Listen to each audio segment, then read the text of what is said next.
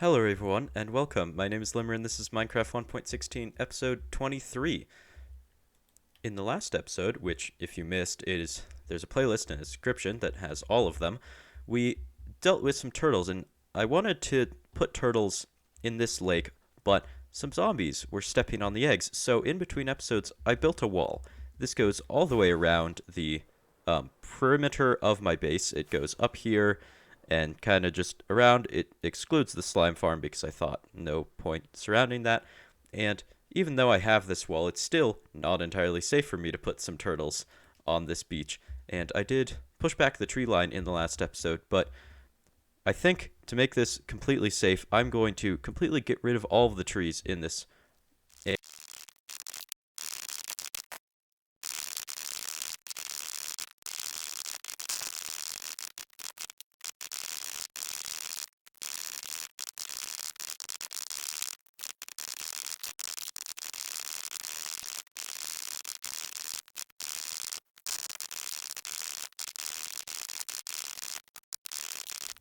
We have the first instance of the wall working, except that they can attack me if I get too close to them. But they cannot get past the wall, which makes me very happy. What is their aggro range? That is absurd. Either way, as you saw in that weird little time lapse, all of the trees in this area are gone. Let's see if I can get some fireworks to show it aerially. If it's not going to lag. But yeah, all the trees in this area that I've encircled are gone. It's still not too safe because I didn't mob-proof anything, and it's nighttime. But now it's daytime, so it's still pretty dangerous because we have skeletons standing in water that aren't attacking me.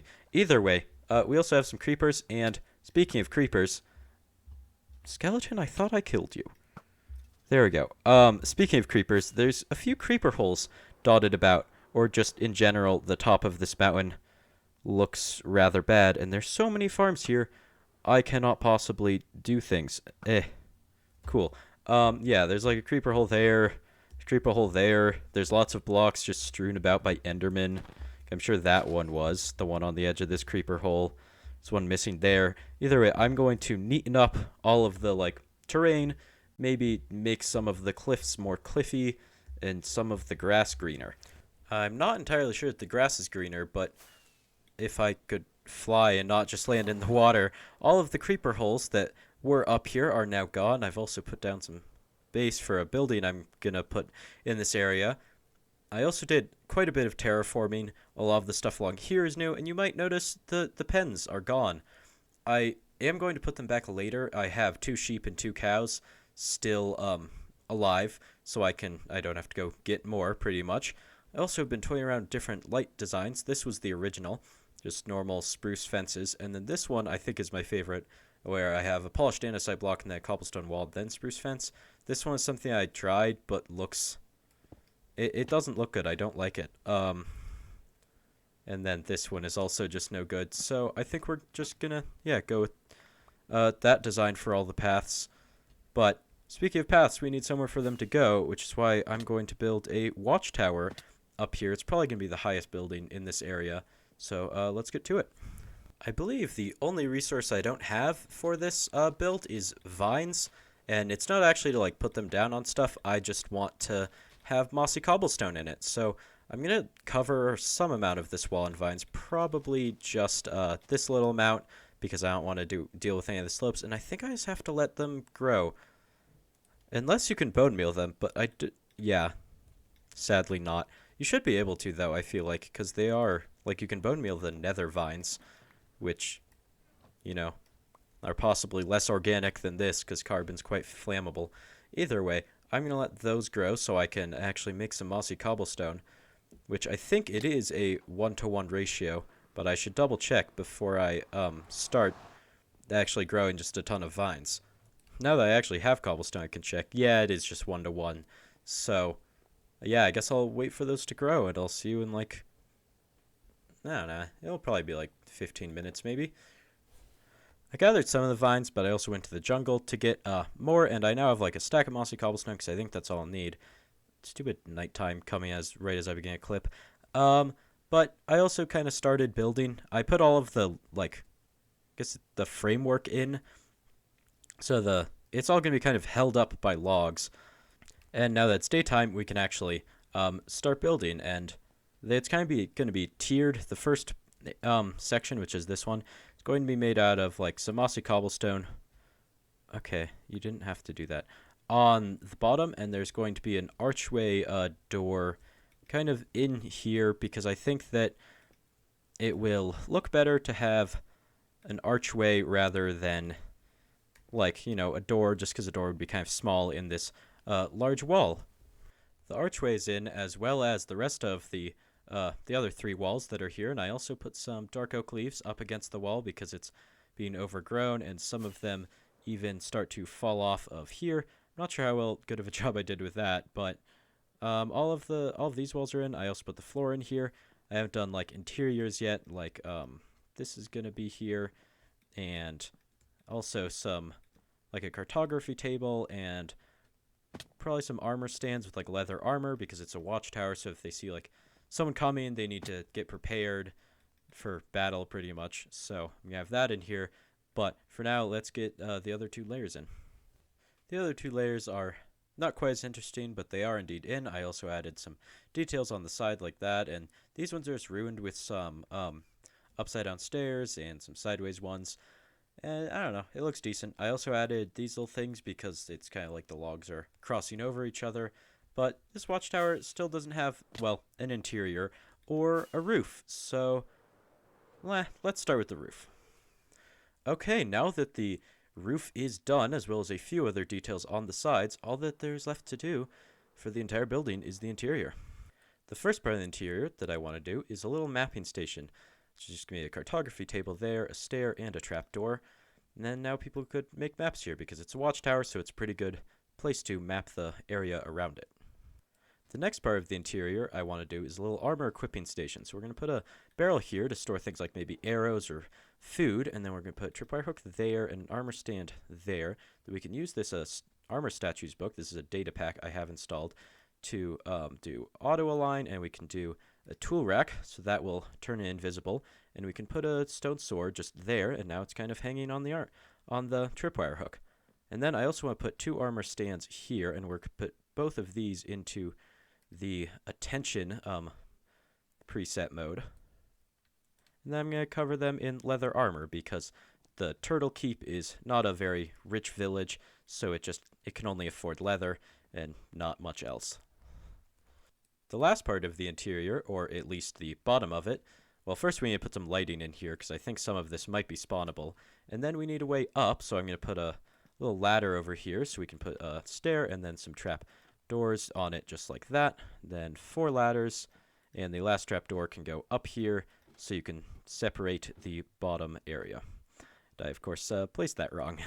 Now that we are done with the bottom of the tower, we can move on to the top section, and I've already put in some support pillars and some of the ladder because that much is needed to place in some of them. So I'm going to smooth the transition a little with some dark oak stairs down there and also up here, just to make it so you don't have that spruce connecting with spruce. And then we need to put in some spruce trap doors here to hold lanterns. This is just for lighting because it's a bit dark in here. None of it's actually spawnable, but I thought I'd add these anyway. There we go. And now that we have all of that, we can finish putting in the rest of the ladder and the final trap door to separate the entire interior of the tower from the top section, where you can look over the entire of Turtle Keep. Although this building is not quite done yet because we do need a way to actually notify all of Turtle Keep if there's invaders coming from like the Purple Palace because they're kind of evil, or the peaceful hobbits I don't think would invade. But we're going to put a bell up here that we can just ring excessively so we can notify everyone in the surrounding area that someone's coming.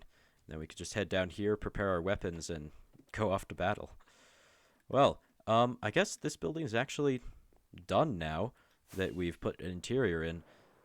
So, on to the next project. The next project is kind of the same project because now that we have a watchtower in Turtle Keep, it is almost a million times safer for our turtles. So I'm going to put down 4 turtle eggs here so that we can have turtles in Turtle Keep, because it's not much of a turtle keep if it doesn't have turtles. It's kind of just a keep, and that's not very interesting. And while those hatch, I have a few projects I want to do. Obviously, they won't hatch if I go somewhere else, but all of these beaches, well, I say beaches, but I don't think they really are beaches because it's just kind of grass that goes into the water. That was very close. So I want to replace all of the grass that's kind of near the shore with sand, and I am now noticing I don't actually think I have any sand. Do I? Am I correct? Got some grass. It's nice. Um, I have no sand, so I guess I will grab a few shulker boxes, head to the or what I'm using as my mining desert, and get to work. So I'll see you in a few hours. Well, it was actually closer to about 1 hour, but nonetheless, there is a larger area of weirdly looking desert, a broken shovel, and 4 shulker boxes of sand. Now that we have this, let's head back to Turtle Keep. After a short trip to the Gold XP farm to mend up all of our tools, we are back in Turtle Keep with a quite large quantity of sand, as well as quite a few monsters, despite our watchtower, which has made this area 100 times safer. But anyway, let's get rid of the old beaches so we can put the new ones in. The old shores are certainly out, and the new shores aren't actually in yet, but there is a trench going all the way around, and some sand holding back the water so it doesn't create sources. And I did that everywhere, except for over here. I just made a new shore, because I wasn't really sure how to do it on an incline, so I just wanted to experiment off camera. I didn't know how to remove grass, so I would know where to put sand. But for the rest of it, they're trenches, so let's fill them in. Well, all of the trenches are filled, and that means that the beaches are done, but the lake still looks quite bad. I think I know exactly why, and that's because while all of the beaches are nice and sandy, only some of the bottom is like sand. Most of it's dirt, and there's also clay and gravel. So I want to improve the bottom of the lake as well as make it deeper, because what turtle wants a one deep lake to swim around in? So first I'm going to make it deeper, and then we can fix the bottom. The pond looks a lot better now that I have lowered the middle part, so it actually looks like a pond instead of a weirdly large puddle. And I think I, at some point, want to either get rid of this pool and that pool, or just connect them. That one I definitely want to connect, but this one's a block lower, so I don't know, maybe I'll have like a tiny waterfall. Either way, now that that is all lowered down, let's make the bottom sandy and stuff. Now that the bottom of the lake is nice and sandy and not all mixed, it looks a little bit better, but there's still some weird like shadows over here, and I'm pretty sure I have smooth lighting on. Yep, maximum, so I don't really know what that's about, but it's there, and it's annoying. So I'm going to try and fix that at some point. But for now, I want to take a break from this lake, because this has taken me several hours to do this just because of indecision. And we're going to go to a little bit of an older project. And that project is the Blaze Farm, which we did in 2 episodes ago? Maybe? I'm not entirely sure. But anyway, we left this project a little unfinished. And by that, I mean you can't actually AFK overnight at this farm. The only... Oh yeah, I threw dirt in this corner. Because if you do, you end up starving to death. Just by whacking the blazes, and then because I have an auto-clicker, it just respawns me. And you say your spawn point here, so you don't actually lose any of your stuff, because you can store it in this barrel, but it's still annoying to not actually AFK. And then again, I don't need more blaze rods. All of this is full. But I refuse to leave a project kind of not done. So I'm going to add a little system up here that distributes food to you. Because if you hold right click in between swings, if you have hunger, you'll just eat. And if we do that, then there goes the starving to death problem. So I'm going to add some more redstone to the spaghetti, and I'll be back in a bit.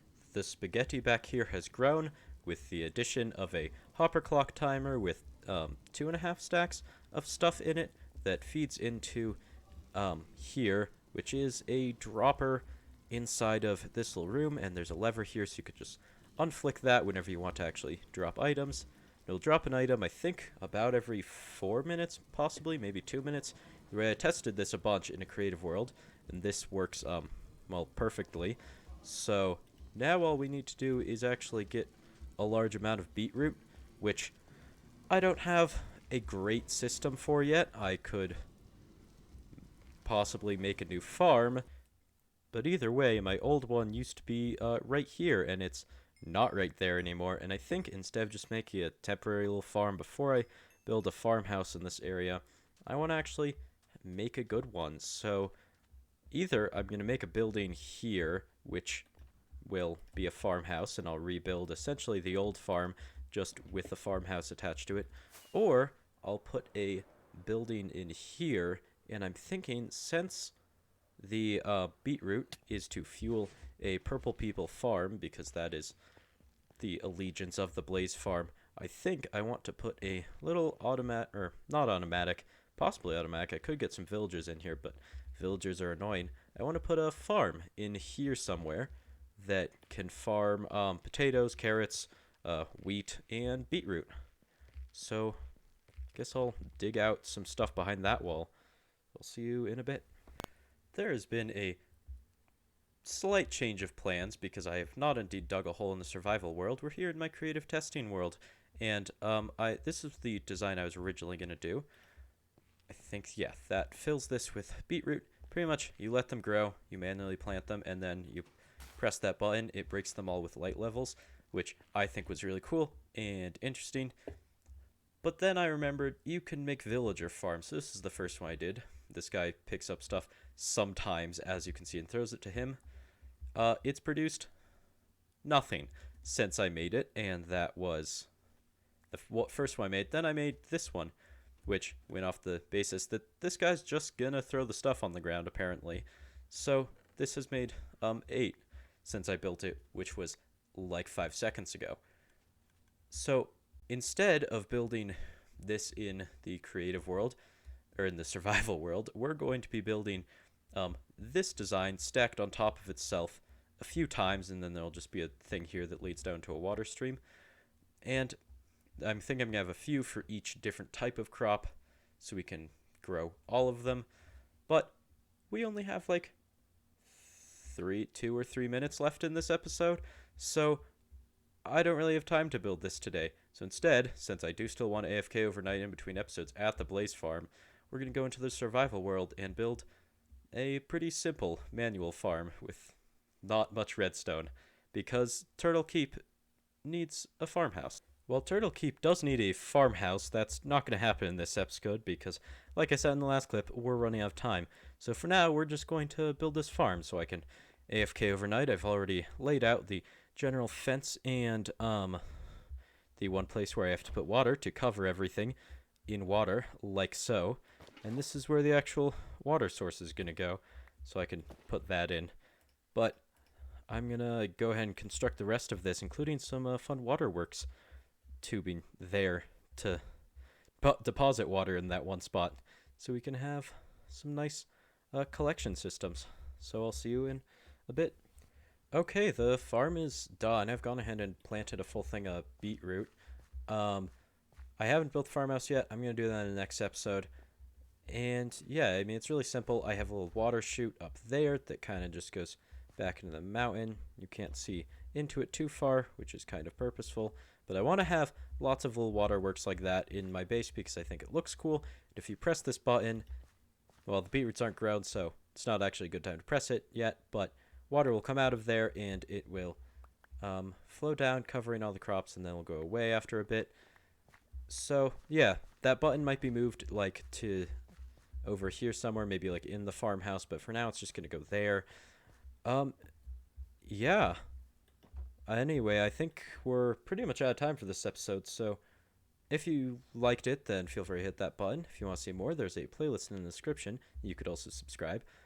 And the next video might not be for a bit because school just started, and that's kind of a lot of time. So I'll see you in the next one. Have a great day, and bye.